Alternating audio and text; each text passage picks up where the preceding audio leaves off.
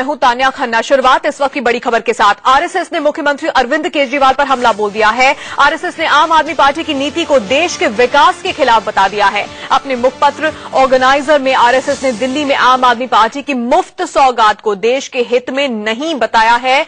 Organiser में लिखा गया है कि केजरीवाल अपने मुफ्त वाले एजेंडे को आगे बढ़ाएंगे और टकराव की राजनीति करेंगे, जिसे दूसरे दल भी अपनाएंगे और हर बात के लिए केंद्र सरकार को ही जिम्मेदार ठहराया जाएगा। आरएसएस के मुखपत्र ऑर्गेनाइजर में ये सब कुछ लिखा गया है। दिल्ली के मुख्यमंत्री अरविंद केजरीवाल पर निशाना साधा गया है और कहा गया है कि उनका मुफ्त वाला जो एजेंडा है वो देश के विकास के हित में नहीं है और हर चीज के लिए केंद्र सरकार को जिम्मेदार ठहराया जाएगा। इस तरह की राजनीति देश के खिलाफ है, क्योंकि दूसरे दल भी इस तरह की राजनीति अपनाने लगेंगे और उसके बाद हर कोई केंद्र सरकार को जिम्मेदार ठहराने लगेगा।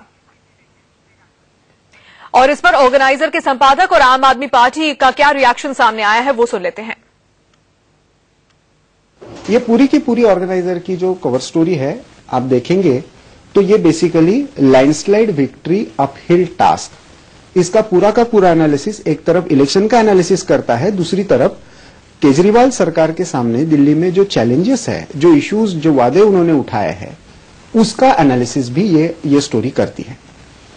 तो मुझे लगता है इस स्टोरी को हम होलिस्टिक कॉन्टेक्स्ट में देखें। बीजेपी ने अपना वोट बैंक इंटैक्ट रखा है। दिल्ली का स्वरूप, सामाजिक आर्थिक स्वरूप जो है वो बदला है, उसकी तरफ उस आधार पर बीजेपी भी अपने आप को बदलना चाहती है।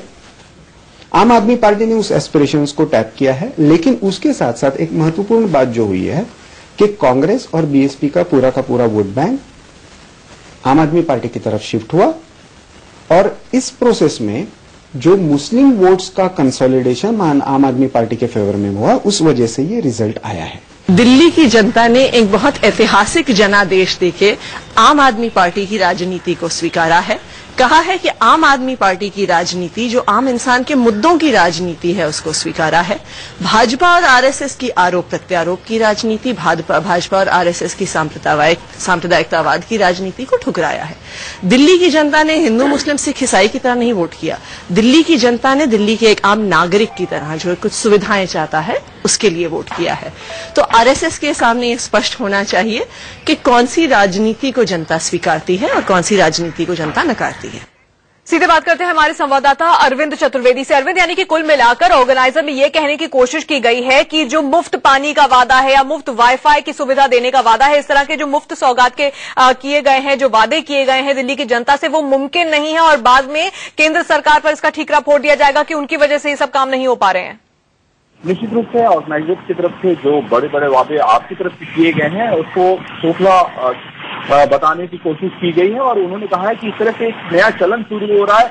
आप आने वाले दिनों में देखोगे कि बाकी राज्यों में भी इस तरह की राजनीति शुरू हो गई है जो देश के लिए बहुत घातक है। यहाँ पे ऑर्गेनाइजर ने ये कहना नहीं भूले हैं वो लोग कि जो कुछ भी हो जाएगा उसका ठीकरा केंद्र सरकार पर होने का काम आम आदमी पार्टी करेगी, क्योंकि इतनी सारी सुविधाएं जो वादे उन्होंने किया है, मुफ्त पानी की जो बात कही है, पूरे दिल्ली में वाईफाई की बात कही है, बिजली देने की बात कही है, तो इतना आसान नहीं है क्योंकि इतने पैसे है ही नहीं है। तो ऐसे में लगातार जो है पैसों की मांग केंद्र सरकार से की जाएगी और केंद्र की तरफ से जब पैसे नहीं दिए जाएंगे तब ऐसे में आम आदमी पार्टी ये आरोप लगाएगी कि केंद्र सरकार हमें पैसे नहीं दे रही है और इस वजह से हम जनता का काम पूरा नहीं कर पा रहे हैं। तो सारी जिम्मेदारी केंद्र सरकार की कहीं न कहीं हो जाएगी और एक तरह से ये बीजेपी के लिए चेतावनी देने का काम किया है ऑर्गेनाइजर ने। बिल्कुल अरविंद, धन्यवाद इस तमाम जानकारी के लिए। तो आरएसएस का कहना है कि जो नीति है, आम आदमी पार्टी का जो एजेंडा है वो भारत के विकास के खिलाफ है और हर चीज का ठीकरा केंद्र सरकार पर फोड़ दिया जाएगा। आगे बढ़ते हैं।